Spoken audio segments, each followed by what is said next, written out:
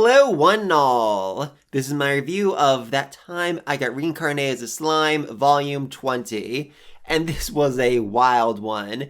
I mean, I think you know it's an insane volume when the author feels the need to include a diagram showing who's fighting who and where. Though really this volume can be broken down into three main parts: fighting bugs, fighting giants, and trying so very, very hard not to get killed by Milim. Oh, that girl's scary. Though I'm not gonna lie, the bug fight felt a bit, disappointing. I mean, don't be wrong, I loved how they operated, the insectoids. Basically, every time a friend or foe alike died on the battlefield, their power, their soul, their skills, everything went to the Queen Mother, meaning that even if you killed a dozen of these guys, even if you killed all of them except the Queen herself, it would result in no difference in their overall fighting strength. That is an awesome ability, and definitely explains why the Angels have been trying to take these dudes out for literally billions upon billions of years. They are very, very hard to kill! Oh, I love it, but I do wish, that power, that ability had, I don't know, I just wish they had done something more with it. I mean, Period was fought for most of the chapter, but it never really felt like we were getting a good look at what she could actually do. Instead, they just had people, continually joining the fight, be like, oh, she's gotten stronger, now we need more people. Okay, so Midray, come in, Carrion, Leon, Gapta, Ranga. Let's just have everyone fight her all at once. I don't know, that felt like it could have been such an amazing battle. I felt like, Period should have been the actual big boss of the insectoids, not someone who ended up getting one-shotted by Carrera. That was disappointing. Like I said, that was very, very disappointing. But I mean, as for the rest of the fights, they were messy. They were really seriously messy, largely because the author made the very strange choice to split the matches up between last volume and this volume. I mean, back in volume 19, we got to meet all the insectoids, everyone got paired off. There was like a whole page on each one explaining what they look like, what their personality was, why this person ended up fighting them. And, normally I go back and reread the previous volume before reading the current one, but this time I didn't have a chance to do this, so I had absolutely zero memory who anyone was fighting, or why, or what they look like, or just... Basically, the fights were insanely hard for me to follow. But that being said, Gabiru was probably the most interesting, simply because he's an interesting character who finally got the goddamn girl he deserved. I mean, seriously, I lost it. I fully lost it when Sophia said that he looked as cool as Sir Carrion. I lost it, though not as much as him, as he fully forgot he was in a fight for his life against an opponent who was way stronger than him and about to kill him. So instead of focusing on that, he just confessed her love to her while his hype man cheered him on.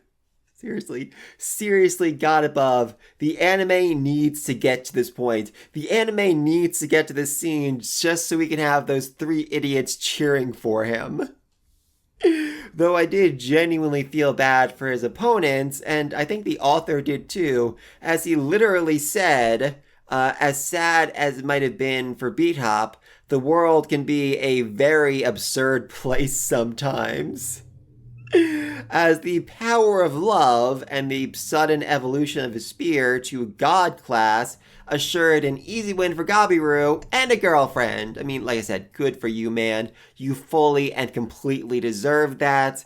I know you were just awful, so overwhelmingly awful when we first met you, but you've probably had the best growth of anyone in this entire series. I mean, there are some really good people in this series who've really matured over the time, but I don't think anybody has improved as much as Gabiru. Seriously, this man got tricked into pulling off a coup in his first appearance, and now he is not only a respected member of Tempest, but also a qualified researcher who is making cutting-edge technological discoveries. That's insane. That is genuinely insane. But anyway, though, besides Gabiru, I think the second most interesting person in this battle was Midray, because I was seriously underestimating this dude. God dang! I mean, remember during the whole war against Clayman, Midray and Benimaru were like, oh, we should fight. Yes, we should fight. That's the only way to see which of us is stronger. So I figured, oh, he is as strong as Benimaru was back then, right after Rimuru's evolution. No, no, no, no, as this volume clarifies that he is the equivalent of a dragon god, and according to Carrera, he could probably fight Zejion, who even she couldn't scratch, to a near draw. That is a stupid level of power, and if Benimaru had actually fought him back then, he would have been stamped into oblivion. Oh, god dang. Is this power creep? I mean, probably, but still, I love the reveal. Though that being said, it might even be like power creep, might even be a retcon, because, Midray did say previously that he was a sparring partner with Milim, so yeah, maybe he really has just been this broken all along. I don't know. But anyway, though, then we had Carrera's fight, which was just seriously, seriously brutal, since she was basically just playing with Zeth the entire time, until she pulled out the Judgment Bullet and dropped the line, this fight has been interesting for me, but, you're weaker than Zejion, so, I think I'm good now. Savage! Absolutely freaking savage! Though not as savage as Zerinus showing up, kicking her crimson steel bones to dust, and then eating Zeth, his son, with his foot to power himself up. God dang. Just god freaking dang. Thankfully, though, Milim shows up, as she is pretty much the only one who can actually match this dude, whose every hair on his head is a god-class tier weapon. That's broken. That is so utterly, utterly broken. And while they are seemingly evenly matched, Zerinus makes the very smart move to bounce out of there because he realizes that Milim isn't fighting at her full power. She still has something. The big gun, the trump card, the thing she used to turn Dragrul's territory into a giant barren wasteland. And that was a very smart move on his part, as the thing she's hiding was Satnel, Lord of Wrath, a skill that literally produces an infinite amount of power and has the ability to just fully and completely destroy the entire goddamn world. Holy mother of God above. Though unfortunately, that's exactly what Feldwave seems to want, and he then has Velzard go in and kill all of Milim's allies. And I really do love they were all willing to sacrifice themselves for Milim so that she wouldn't have to hold back anymore. But that was exactly what Feldway wanted. He wanted them dead. He wanted Milim in rage so that he could control her and use her to destroy the entire goddamn world. Concerning. Very, very concerning. Oh, and while I know that, her true form is supposed to be this, utterly terrifying monstrosity, I just found her pouting in this illustration to be absolutely goddamn adorable. Oh, I love you, Milim. I seriously love you. But anyway, though, then there's the battle against 30,000 Titans. And unsurprisingly, Dragrul's sons, the leaders of Shion's fan club, are remaining completely and absolutely loyal to her, with Team Reborn all vouching for them. Though, given how this battle is going so far, I don't actually know how useful they're really going to be. I mean, seriously, these giants are insanely tough. That being said, Aldemon's thousands of undead warriors do a pretty good job of thinning out the weaker ones, much to Dragrul's absolute annoyance. My wonderful foot soldiers being defeated by the lowest of low-ranked undead. I love it. I absolutely love it. I mean, I know he doesn't really value his people all that much. If they die, that just means they're weak. But still, for them to lose against someone who is against monsters who are so much weaker than them is just something that is really, really ticking off his pride. I love it. I absolutely love it. I mean, though, that's not all they have up their sleeves, as Altamon and Ghidorah basically decide to compete to see who can perform the coolest spell, and I absolutely love how petty they are. Aldemon calls forth Tempest Meteor, largely because it has the word Tempest in it, which is an ancient forbidden summoning spell that calls forth thousands of imaginary meteors, which actually ended up being one of the worst spells he could actually use in this fight, but still, that ends up erasing like 30% of Dragul's army. Awesome. That being said, Ghidorah is pretty ticked off about this, as that's black magic, which is his area of expertise, so he counters with Nihilistic Parade, an attack that uses the emptiness welling up from the underworld to erase all that exists between 2 points. That is the most metal description of anything in this entire series. Oh, and as a special bonus to this, if he performs this spell incorrectly, it will destroy the entire world. So yes, Ghidorah risked the destruction of the entire world just for the sake of outshining his best friend. Love it. I absolutely love these two. Seriously, they need their own spin-off. There's already a dozen spin-offs. We need one more just of these two trying to one-up each other. It's amazing. Anyway, though, while these two attacks end up wiping out about half of the Giants' army, the damage is way, way less than they expected because, as it turns out, Giants are fully immune to magic. Or at least the more well-trained Giants are fully immune to magic.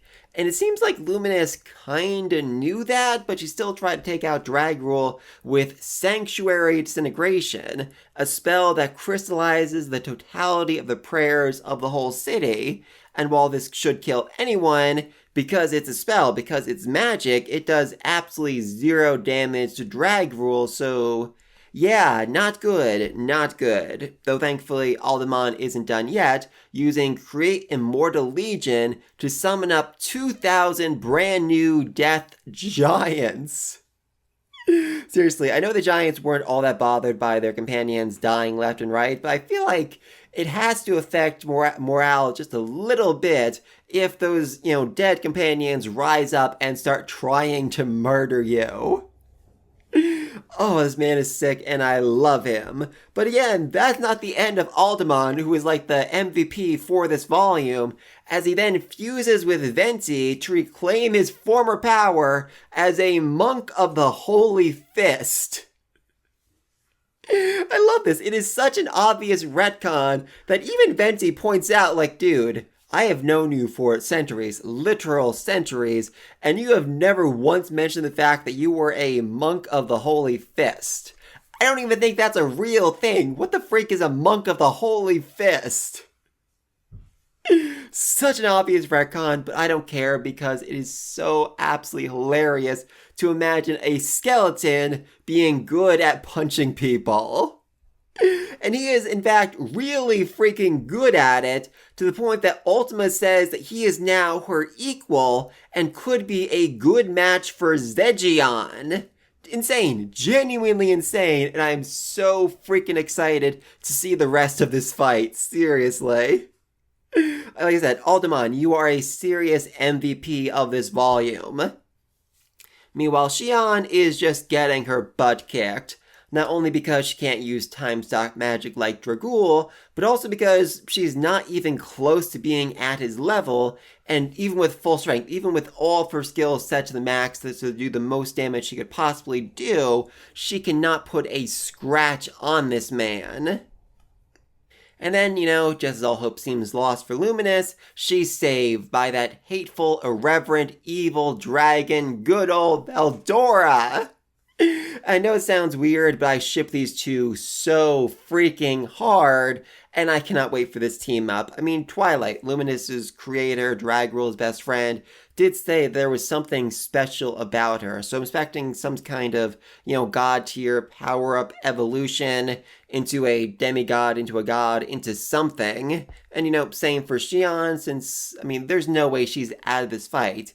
And if I do recall correctly, when, Rimuru was using souls to level up all of his people, Shion didn't change at all. It was very strange. Like everyone else, they got an ultimate skill, they evolved into a new species, something happened to them. But when it came to Shion, she was just same old Shion. So she is definitely getting a massive upgrade. She's going to become some sort of godlike, insane being. Cannot wait for that.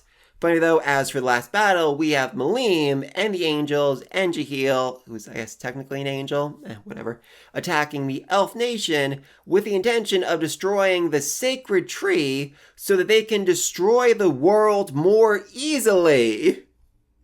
Except Feldway, like always, didn't actually fill anyone in on the plan, so Zerario, his best friend and, angel buddy, has no idea what's actually happening, and when he figures out, he decides to betray Feldway, since, as his friend, he feels like it's his right to stop him from doing something as insanely stupid as trying to blow up the world. Seriously, Feldway is so shocked when this dude turns on him, despite keeping him in the dark about literally everything for countless millennia. Seriously, if Feldway was just a bit better at talking to people, none of this would be happening right now. Thankfully, Ciel manages to break Feldway's control over him using Michael. Yeah, not gonna lie, I fully and completely forgot that Rimuru got that skill last volume and can now control anyone in the world who has an angelic skill. That is such an overwhelmingly broken ability to have, especially when your enemy is using that same power to keep most of his allies loyal/obedient, but now Ciel can just undo all of that by reshaping their angelic skills into whatever form is most convenient, most useful for her and Rimuru. Huzzah! It's not just them either. Ciel also gives an upgrade to both Kagali and Tyr this volume. Tyr, who also got a near god-class scythe from Kurobi, good for you, man. Seriously, you can make near god-class equipment now? That is insane. Had her Born Optimus skill merged with Clayman's Manipulator skill to form the ultimate gift, Orpheus, and I really like this because after reveal that Clayman was, controlled by Kondo and most of the evil stuff he did wasn't really his fault, I felt bad. Seriously, Rimuru gave that man a god-class tier beatdown and he, really didn't deserve that. So I was hoping, he'd come back in some way, shape, or form to help out his allies, except if he did, he'd be, completely and absolutely useless. Even after his evolution into a true demon lord, he probably wouldn't be able to do all that much in this war. Maybe take out some of the lower ranked angels, but that's it. And that's not what Clayman would have wanted. He never wanted to be a burden to his friends. He wanted to help them out, and now that's exactly what he's doing. He has become a part of Tyr's strength. He is the reason why they are emerging victorious from this battle, so good for him. That's exactly what he would have wanted. Meanwhile, Kagli also gets the ultimate gift, Agastya, which allows her to predict movements almost as if she could see the future. So overall, Ciel is just having a fantastic time, and Rimuru has to point out, the sheer devotion Ciel had to its hobby might be downright praiseworthy, to which he responds, thank you very much. What the freak? Seriously, what the freak? I mean, I know since being named, Ciel has been way, way more human, but that was just next level. That was seriously next level right there, and I freaking loved it. And with that, this all leads to everyone attacking Milim all at once so they can unbrainwash her, which works. Yay, they saved the tree. Except, she's still in a rampaging state, and now instead of being focused on one target, she's just kind of, going insane and attacking everything all at once. So Rimuru has no choice but to drag her over to the Barren Lands, except that's exactly what Feldway wanted. Seriously, all of this was a trap for Rimuru, and a plot so insane and complex and calculated that even Ciel thinks, no, there's no way that's true. Love it. Absolutely love it. But anyway, though, then Feldway blasts Rimuru to the far reaches of time and space. And this was definitely a smart move on his part, because while he could have almost certainly taken Rimuru out with Milim's help, Rimuru is technically immortal and could have just been summoned back to life by Veldora. Alternatively, he is kind of technically a true dragon, so we could probably just, revive somewhere else eventually. I'm pretty sure that's the exact reason why Feldway did the same thing to Valgrind all those volumes ago, but either way, I'm not that concerned. Ciel has already analyzed time and space moving skills before, so give her an hour and she'll probably have him back in the fight, probably with some new, insanely broken skill. And as for what will happen during that hour, well, I won't lie. I am worried about Veldora since that is Feldway's, big final target. But as for his plan to attack the Labyrinth with Dino and Vega, yeah, that's not a problem at all. I mean, the Labyrinth might be understaffed right now, but it still has Zegion and Diablo, who should be more than a match for these two. Though that being said, I am still definitely looking forward to seeing how these fights play out. And yeah, those are my thoughts on the overall fights this volume, but there are a few things I want to mention before I wrap up. First off, Luminous, turns out she might actually be a genuinely divine goddess, as she was able to make Shion into a good cook. It wasn't easy, as her food was so bad, it left one of Luminous's 7 great nobles in bed writhing for a month.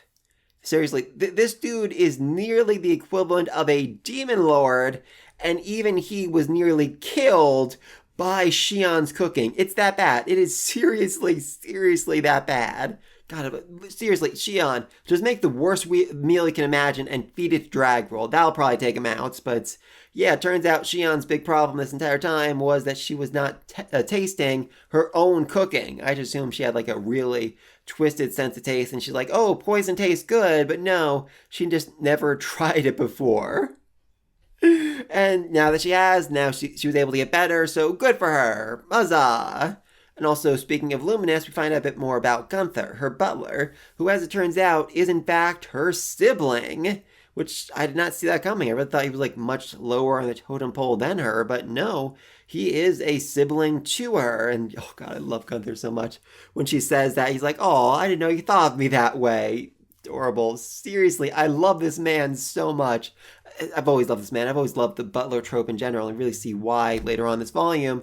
As the battle's going very, very poorly for Luminous, she turns to Gunther and says, okay, Gunther, you can lead the people. You're the next king. Go nuts. But he refused to leave her side, disobeying her for the first time ever and saying, when we fall together. Oh, God, that loyalty, the absolute loyalty of a butler is so amazing. I love it so much. And finally, on the demon side, we also have Lewis, who is watching this fight, who was watching Alderman summon up thousands of undead soldiers, who is watching Alderman cast these ancient forbidden spells, and he's thinking to himself, oh God above, or actually, oh Luminous above, why did we let the 7-day clergy kill this man? Seriously, he is so useful, he's so strong, he's so powerful, he should be on our side right now. God above, seriously. I mean, this dude was really, really close to being a saint, so if he hadn't been killed by the 7-day clergy, he would have become a saint and probably would have become a teacher to Hinata. I mean, he would have essentially had an immortal lifespan, so he could have taught Hinata. That would have been really, really cool to see. We also find out that Dragroll, the entire reason why he's joined Feldway's side, is so that once Veldanava is reborn, once he's brought back to life, Dragroll wants to kill him so that he can fulfill his destiny as a god killer, which is why? Seriously, why is that your motivation? Why are you so determined to be a god killer? What does that get you? Also, oh God, I love that when Rimuru is going to the battle with the Elf Nation, he's like, oh my God, their capital is actually in a tree. How do you not know that? Seriously, Rimuru, how do you not know the structure of one of your closest allies' capitals? In fact, you have the giant Argus, space cannon thing. You can spy on anyone in the entire world, and you've never looked over to the Elf Nation to see how they're doing. You never looked to realize, like, oh my God, that's a big tree right there. What's going on? Rimuru's just utter obliviousness is so amazing, and I love it. And so does Leon. Not really, but when he hears Rimuru actually directly talking to him, despite that being fully impossible, he just figures, that's Rimuru being Rimuru. Almost bragging about his insane powers that he wasn't even trying to hide anymore. And he actually says that all the Demon Lords agree unanimously that Rimuru is a complete and utter wacko. Amazing. Love it. Absolutely love it. And speaking of the elves, we also get to find out about the Magus Corps, who are in fact not just super strong elves, but in fact those who are most compatible with the Magus mounts, which based on the descriptions kind of sound like Gundams. Yes, the elves' ultimate super secret, hidden trump card that most of the elves don't even know about are in fact 300 Gundams who Benimaru just casually takes control of.